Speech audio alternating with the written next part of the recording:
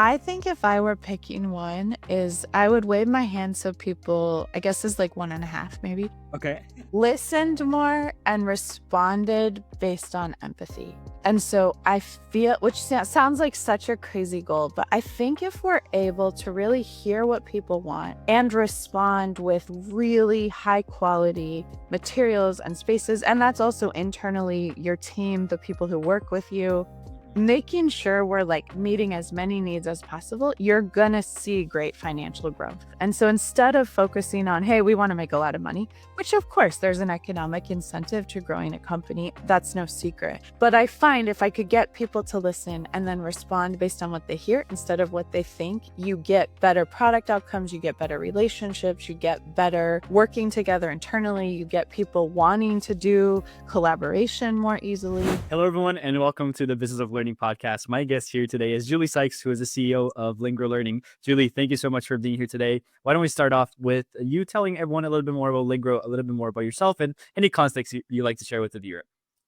Yeah, absolutely. Thank you so much for having me. I'm delighted to be here. We are excited at Lingro. We are one of the fastest growing language learning companies in really higher education and the world at large. So started in 2016 with really the effort of becoming a different kind of learning company. Sort of the founders were moving out of publishing and really wanted to create the kind of company where learners and faculty and instructors and designers could all come together for really meaningful language learning experiences. And so now here we are, almost 10 years later, a little bit less. And we're really excited about the collaborations that we have and the partnerships around the language learning space. Amazing. Tell everyone a little bit more about who you guys help, because as we discussed in our first conversation, the first thing that came to mind for me was, hey, people, individuals. That's that side of things, and the B2C, more direct to the consumer side of things. But that's not the case for you guys. So tell them a little bit more about that. Yeah, absolutely. So we really work in the higher education and school space delivering digital first materials. So we are the first company to create a digital first experience around learning languages and specifically Spanish, but we have a whole number of languages now. And so, yeah, that is kind of the goal there. And then thinking about what that looks like when learners want to go beyond that, or when individuals want to do something separate, what we would want to build. And we're in the process of creating that sort of digital experience then for people who are either coming out of language classes or can't do language classes or did them many, many years ago.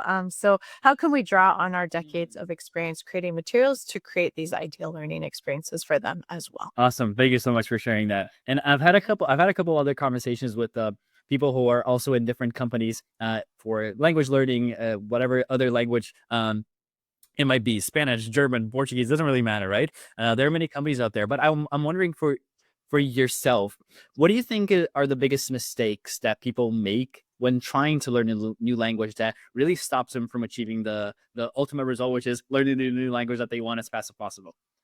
Yeah, I think one of the biggest mistakes people make is thinking of language as vocab and grammar. So if I know the words, if I know the structure, I'm going to be a great language learner. And what we know is that good language learners actually take risks even when they don't know the word. They try different things out, they guess, they're willing to talk with people. And so one of the biggest things we see, especially in older learners, so adults or teenagers, is, you don't want to make a mistake. And so you're so worried that you want to get it all down before you say something. And really the opposite would be true. The sooner you can start interacting and engaging and using the language, the better off you're going to be long term in terms of being able to use it as you go.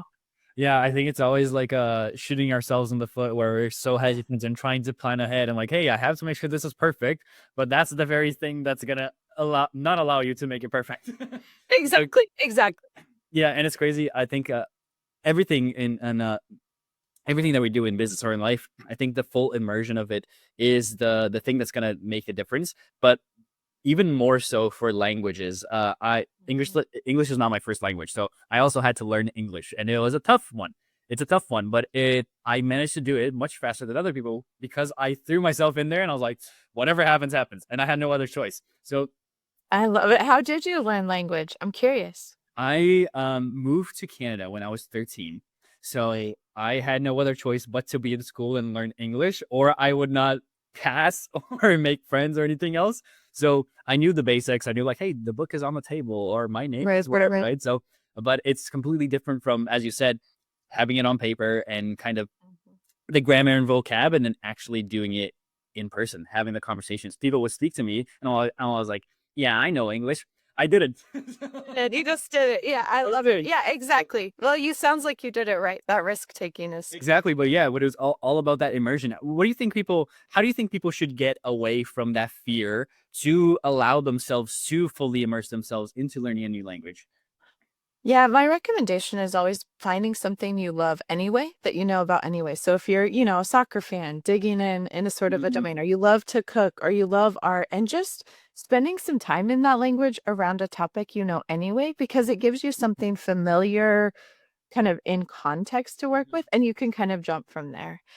So that is one recommendation. And then my other one is just one conversation. Find someone you feel comfortable working with and just try to chat with them, knowing that they're going to be friendly, knowing you're going to make mistakes. And either one of those things or in combination gets you started and you realize the mistakes aren't as big as they seem.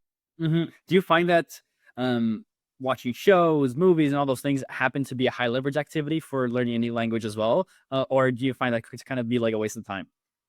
Depends on the person. So what we know is high leverage is whenever you're paying attention to the kinds of things you want to learn. So if you're watching TV and really paying attention and trying to bring that in, absolutely can be really, really helpful. If you're sort of zoning out and just playing it in the background, just playing the TV doesn't really do the trick. And so it's really about where you want to place your focus, attention, willingness to try things out and do that. So yeah, so it can be really helpful.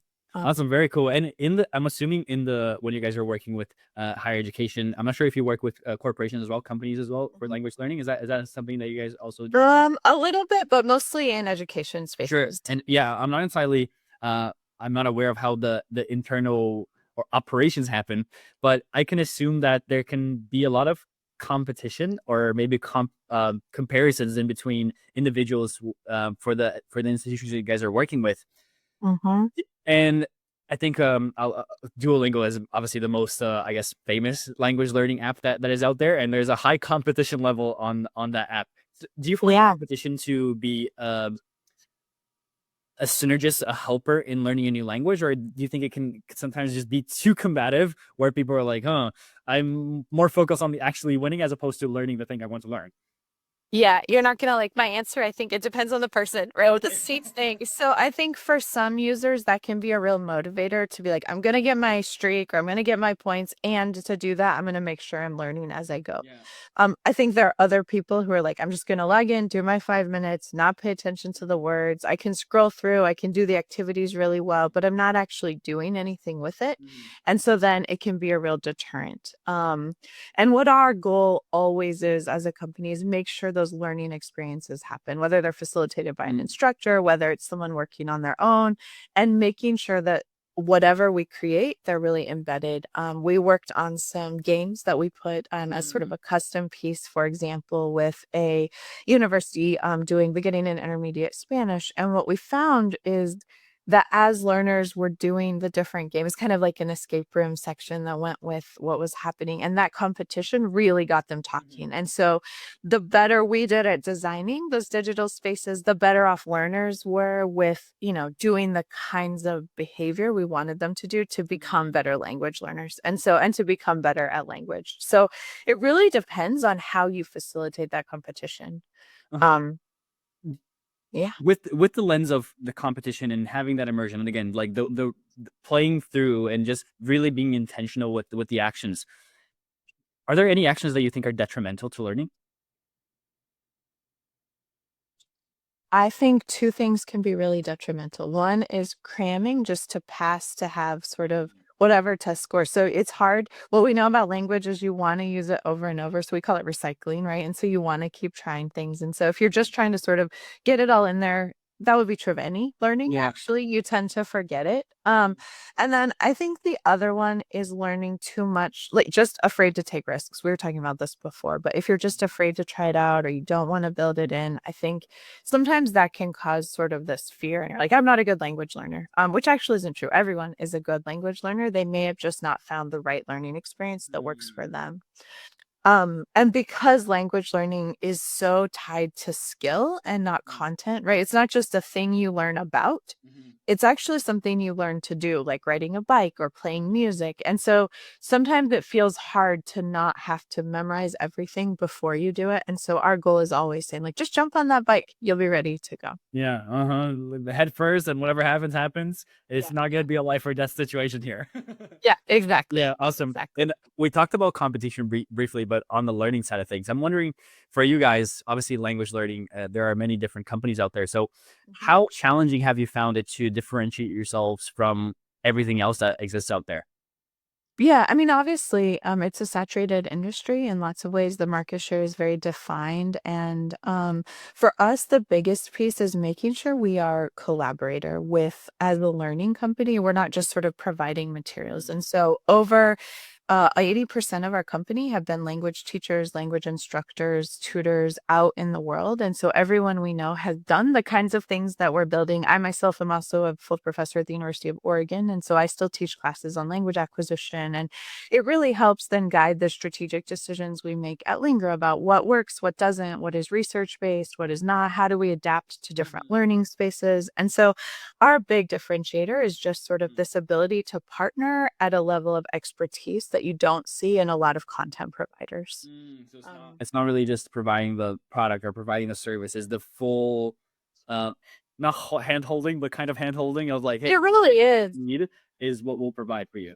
Exactly. And we're happy to jump on and brainstorm ideas. We're happy to come up with lessons or give you ideas and really it becomes then a partnership with the people we work with to make sure we're supporting them and also taking off the load of the things that just take a bunch of time that you don't want to be doing as an instructor. And so we can do those kind of things. And we really have set ourselves up that way. Another example is our customer success team is fully employed by Lingro. We don't outsource any of that. So if students need technical help or instructors need help or users need help, they're always in touch with one of us directly. And again, with language instructors, teachers, so they know really how critical it is to make that Mm, happen. interesting. Have you found that there are patterns for the companies you guys work with, the partners you guys develop? Any patterns that they're like, oh, this is really the thing that you solved this thing for me that I maybe didn't even know existed, and this is the difference maker in our entire relationship. Yeah, I think one is just really clear follow-up. So we really try hard. Of course, every sort of growing company has hiccups, but generally our goal is, immediate response and very quick solution. So everyone knows there's a human on the other end of their needs. And I think the other place that we really help is in that sort of course setup process and getting things ready to go. All the administrative pieces are really important there. And then, of course, coming is the AI, whatever we want to call it. Making sure that is done really, really well instead of sort of like, hey, there's this fancy new tech thing. What are we going to do with it? We've really said, how do we use this to better our partnerships, to better our company, to better the products, to better the learning experiences? And so we found that to be also, just that thoughtful Yeah, implementation as a real differentiator of what we yeah. do. I think the intentionality is often overlooked for any type of working relationship. People can often be very just transactional, like, hey, here's what I play for you, and you give me some money. Great. But Right.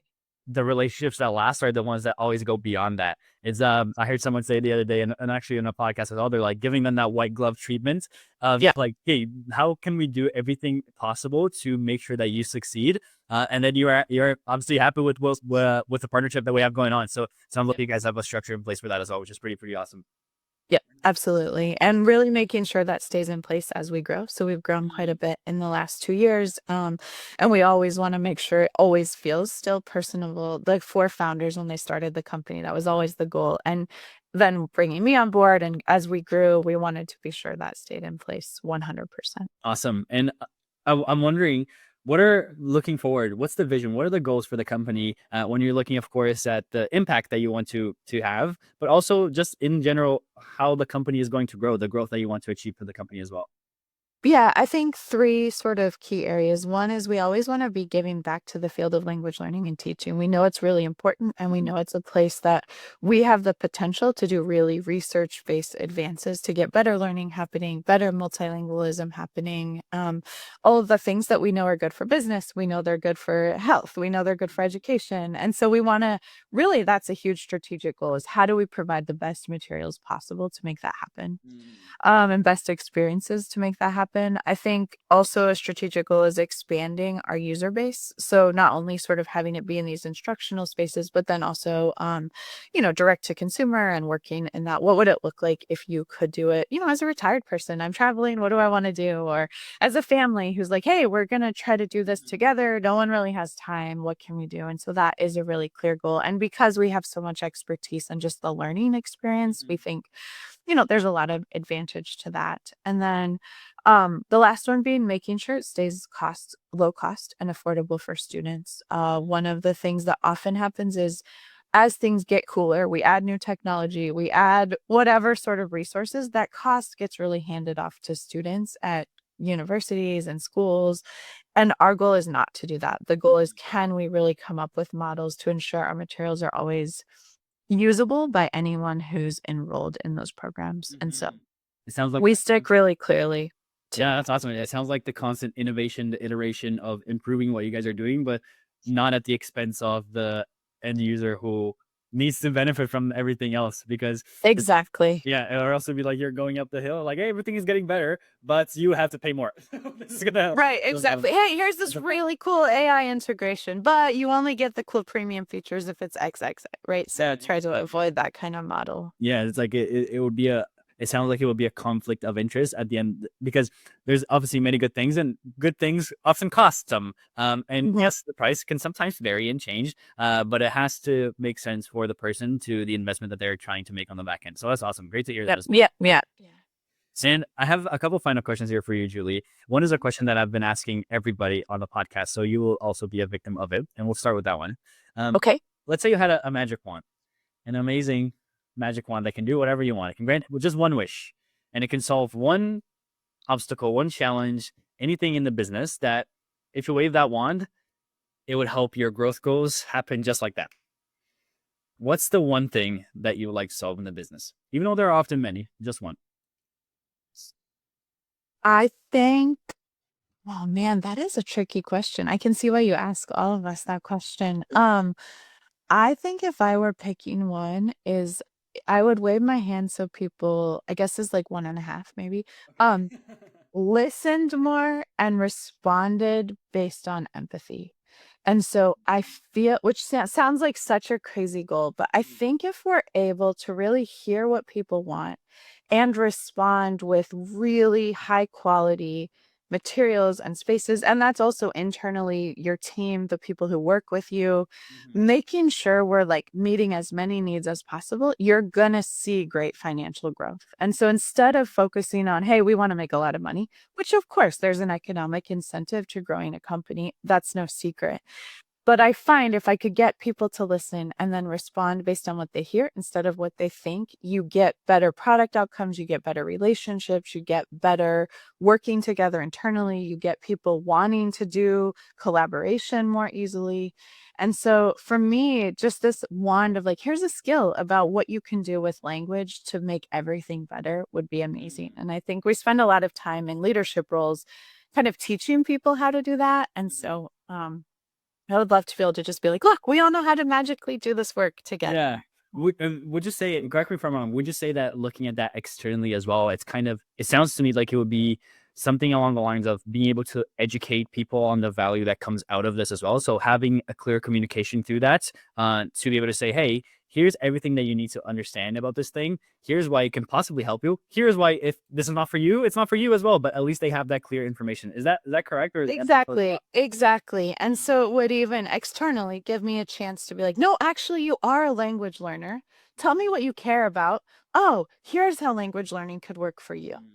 And so I don't know, the number of airplane conversations I have had, like, oh yeah, I took 2 years of whatever language and I didn't do yeah. anything. I wish that I could be like, tell me more. And then I could sort of create the space, right? So this magic wand to listen and Awesome. respond. I like that. Great. I love that answer. And then the final question that I have here for you, Julie, it's actually not a question for me. It's a question from our last guest to you, and they have no idea who you were. Okay. Are you ready for the question? We've had some deep questions today. So you're gonna be getting a deeper one as well. So are you ready for it? Here it is. Okay. What was your biggest insecurity as you were in your growth journey, and why? I think my biggest insecurity is I know to do super A plus high quality work, you have to take chances. And I think there's always this balance between having to do what you know is going to really make a difference and what is economically feasible and viable. And sometimes those match and you hope they match, and sometimes they don't. And so my biggest insecurity is knowing, and still sometimes I think about this, is how do we know which thing to do when? How do you know when you don't sacrifice this high quality, what I would call polish? I call it refining or polish in our company. How do you know when it's like good enough versus when you just need to spend 10 more minutes? And so sometimes when I'm doubting myself, it's often like, no, this one's good enough, or do we keep going? And how do we, and that has financial impact, it has time impact, it has impact with our customers and the people that we work with. And so I guess that would probably be it, is deciding which way to go when. Interesting. It's the two-way avenue, or the fork in the road that comes about Yeah, yeah. on the back end. Huh, interesting. I'm not sure what I thought your answer was going to be, but that's not what I thought it was going to be. Oh, really? Yeah. Interesting. No, man, I like it. I like it. I definitely like the answer, and thank you for your honesty there as well. I think it's oftentimes the questions or the things people like to share is like, hey, all the good things and all the great things that happen and the successes, but people forget that there's a lot of shadow work that happens on the back end for the success and for the good things that come around. So thank you so much for sharing that. I really appreciate it. But Julie, it's just an incredible conversation. Thank you so much for your time. Where should people go if they want to learn a little bit more about you, or of course, a little bit more about Lingro? Yeah, so it's LingroLearning.com. We have everything on the website. It has a biography about our company. It shows all the pieces that we have. It tells our story, which I think is one of the most exciting pieces of being at Lingro, and one of the reasons I came here from academia, for sure. And so, yeah, LingroLearning.com. Amazing, Julie. Thank you so much for your time, and for everyone else, I will see you on the next episode. Yeah, Take care. thank you so much for having me. Thank you.